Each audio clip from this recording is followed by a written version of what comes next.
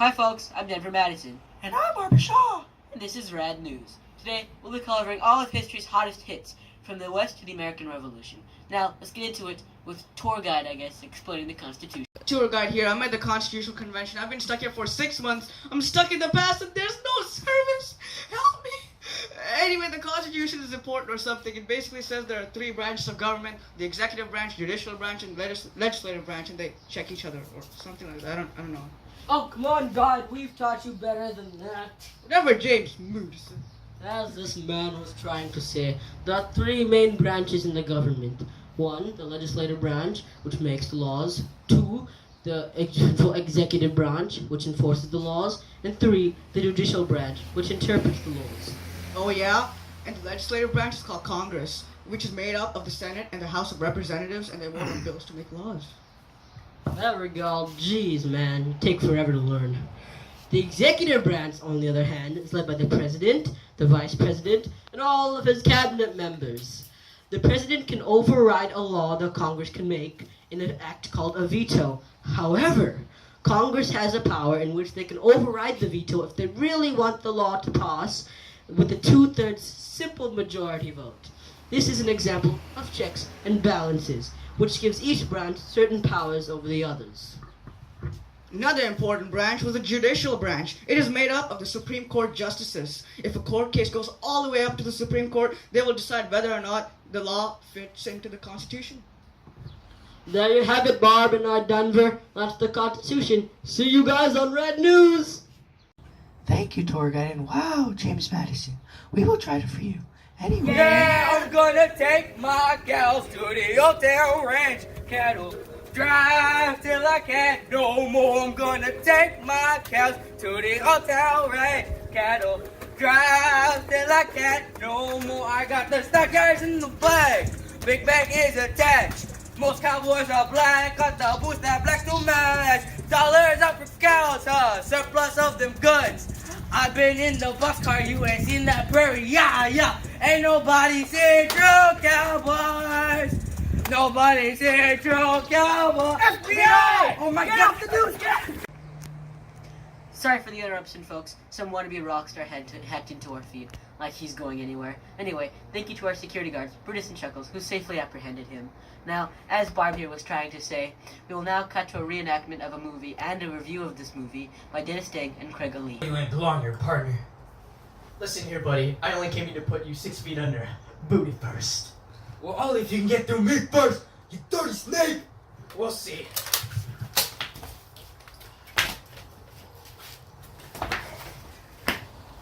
Actually, the West was nothing like this. There was few interaction and most people were not gun-happy terrorists as shown in this film. And while it does accurately depict cowboys as being mixed race, most of them were Mexican or black. In fact, most citizens of the West were usually just farmers. In this way, the West was sexified.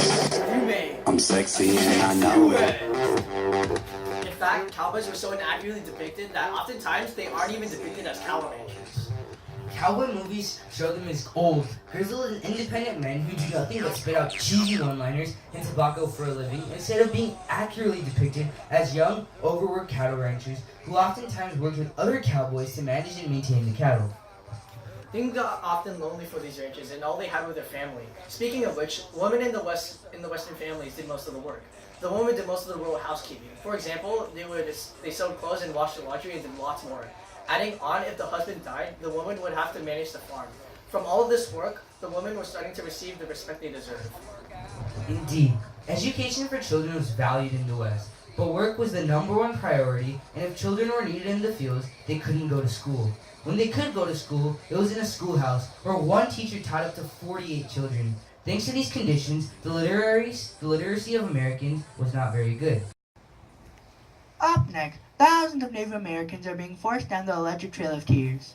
Stick around after this word from our sponsors. MASSACHUSETTS, Massachusetts! And oh my God, gosh darn fine chaps. We are FBI, we are in Boston Immigration, and we are back, baby.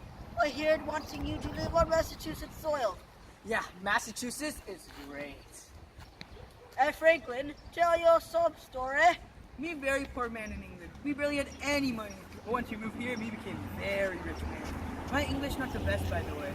He's a little diversity bonus for all you simpletons out there. Also, the weather is admirable. The Samir is very nice and warm, and you will be taken away by the sheer beauty of them. Even better, we got these non-savage Native Americans on our side and taught us how to farm on American soil. Heck, we got the best education out of the 13 ding-dang colonies, baby! If you people's got the big brains, just decline to come to. Just look for the big school In the learning sky. Harvard! Now here's a satisfied opinion of an FBI customer. And don't forget to come to a bum bum bum. MASSACHUSETTS, Thank you,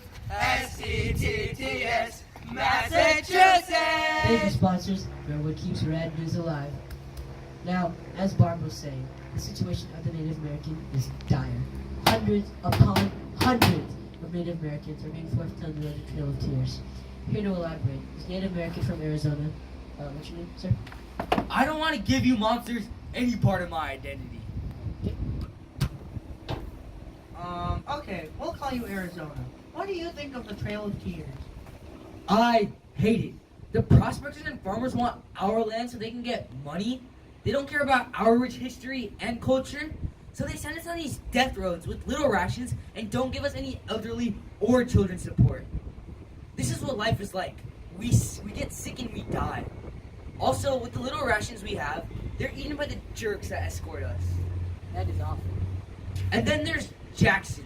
He might seem like a good guy for you poor people, but he's a real pain in my butt. Hey, don't call us poor. He made us go onto non-sacred lands, all because people like you want our land.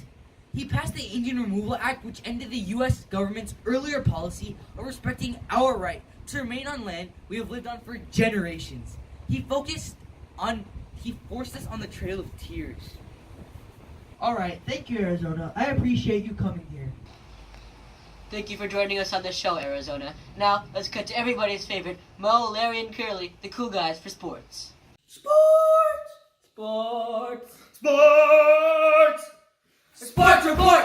Thanks, Denver. I'm Mo. And I'm Larry. And I'm Curly. And today, we're here to report about one of the most recent sporting beefs between the American Patriots and the British Loyalists that has recently sparked interest and popularity over the past few weeks. Indeed. The American Revolution is raging across the country. So far, it looks like the Patriots, the underdogs, will lose to last year's champions, the British Army. And as of now, it appears that the American Patriots are at a huge disadvantage, as not only are the British hiring mercenaries to give a numbers advantage, but the British have had much more practice than the American Patriots. While most Patriots were ill-prepared, they had volunteered to join the regiment, so they were pumped to fight for their country, no matter how bad they were outnumbered. But for all the Patriot fans, not all hope is lost. According to our analyst desk, it appears that the competition gives a natural benefit for the Patriots because, well, home court advantage! This means that the Patriots will have a massive advantage in terms of the knowledge of surroundings. And if done right, the Patriots can use their map knowledge to their advantage and can leave this competition an even footing. But that is all we have for our report on the latest news of the most popular sporting events in the last decade. We are excited for the future. Back to you, host! Thank you, sports guys. Up next, we have our superstar reporters updating us on the new reforms. Sup y'all, I'm Kong Dong. I'm Jiggy Rampity. Now new reforms are constantly being added into our society. For example, a certain Horace Mann was appointed head of the Massachusetts school system, and he then proceeded to build the first public education system in the state of Massachusetts. Meanwhile, Catherine Beecher founded a school that educated only young girls. Prudence Crandall, another important figure in reforms, created schools just for African Americans, the fate of which is another story. The situation for most African Americans, as y'all probably know, is very dire. To combat this, an abolitionist named William Lloyd Garrison began to publish the newspaper The Liberator. It pointed out immoral aspects of slavery. Also, the Underground Railroad helped free numerous slaves. Harriet Tubman went on to become one of the most famous conductors of the railroad. Not only that, but many women began to access more rights.